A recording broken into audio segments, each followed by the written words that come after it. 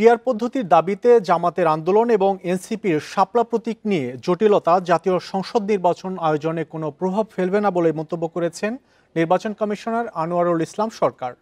এ নিয়ে আলোচনা করতে আমাদের সাথে যোগ দিচ্ছেন ঢাকা বিশ্ববিদ্যালয়ের রাষ্ট্রবিজ্ঞান বিভাগের অধ্যাপক কাজী মোহাম্মদ মাহবুবুর রহমান। জনাব মাহবুবুর রহমান, আপনাকে স্বাগত আমাদের এই আয়োজনে। আমরা শুরুতে যে বিষয়টি জানতে যাচ্ছি, দীর্ঘদিন যাবৎ নির্বাচন নিয়ে আলোচনা হচ্ছে। এই আলোচনার মধ্যেই জামাত সহ কয়েকটি দল পিয়ার পদ্ধতিতে নির্বাচনের দাবি তুলছে। আসলে বর্তমান বাস্তবতায় এই দাবি কতটুকু যৌক্তিকতা আছে বলে আপনি মনে করেন? যে জনপ্রিয়তা পিয়ারের, সেটা হলো কিছু শিক্ষিত ব্যক্তির মধ্যে পিয়ারের নিয়ে আলোচনা আছে। আপনি জানেন, যতগুলো জরিপ এসেছে সবগুলো জরিপই কিন্তু পিয়ারের ব্যাপারে সাধারণ মানুষের সেই আগ্রহটা দেখা যাচ্ছে না। আর তাছাড়া এটা তো একটা নতুন সিস্টেম। আমরা তো এই ব্যবস্থাটাতে এই গত এক বছরের সামান্য কিছু আলোচনা ছাড়া তো আগে কখনো এই বিষয়ে আলোচনা করিনি।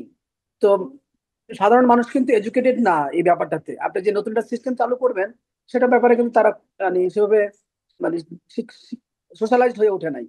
আর একটা ব্যাপার হলো যে আমরা কিন্তু 5ই আগস্টের আগে বা অন্য কোনো সময় কখনো কিন্তু বলি নাই যে আহ, আমরা এই ধরনের পিআর সিস্টেম চাই। বাংলাদেশের সাধারণ মানুষের কাছ থেকে কিন্তু সেই আবেদনটা, আপিলটা আসেও নাই, ডিমান্ডটা আসেও নাই যে তারা পিআর চায়। আবার আমরা কিন্তু এই পিআর এর সাথে পরিচিতও না।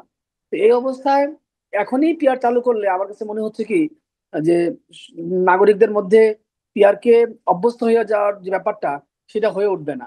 সে কারণে সংবিধান অনুযায়ী যদি মনে করা হয় যে ফার্স্ট পাস্ট দ্য পোস্ট যে সিস্টেমটা আমাদের আগে ছিল, সেই সিস্টেমেই আমরা এই নির্বাচনটা যদি করে ফেলি এবং ভবিষ্যতে যদি সংসদের মধ্যে আলাপ আলোচনা করে আমরা যদি চাই যে পিআর এ যাবো, তাহলে একটা লম্বা সময় আলাপ আলোচনা করে আমরা পরবর্তী নির্বাচনে পিআর কে নিম্নকক্ষে চালু করতে পারি, যদি আমরা একমত হই। আর তাছাড়া কিন্তু আমাদের ঐক্যমত্য কমিশনও কিন্তু পিআর নিয়ে রাজনৈতিক দলগুলো আলাপ আলোচনা একমত হতে পারে নাই। তো এই দুইটা কারণেই আপনি কিন্তু দেখেন পিআর এখন চালু করা আমার কাছে মনে হয় একটা চ্যালেঞ্জ থাকে এবং আরো বেশি ঝুঁকি থাকে। আর এটা তো এভাবে না যে চ্যালেঞ্জ, আসলে এই নির্বাচনের আগ মুহূর্তে পিয়ার দাবিতে আন্দোলন, যেটি জামাত ইসলামের পক্ষ থেকে আজকেও দেশের বিভিন্ন জেলায় কর্মসূচি পালন করা হচ্ছে এই পিয়ার ইস্যুতে, নির্বাচন দাবিতে। তো এটি কি আসলে চাপ সৃষ্টি করা কিনা প্রতিপক্ষ বা সরকারের উপর?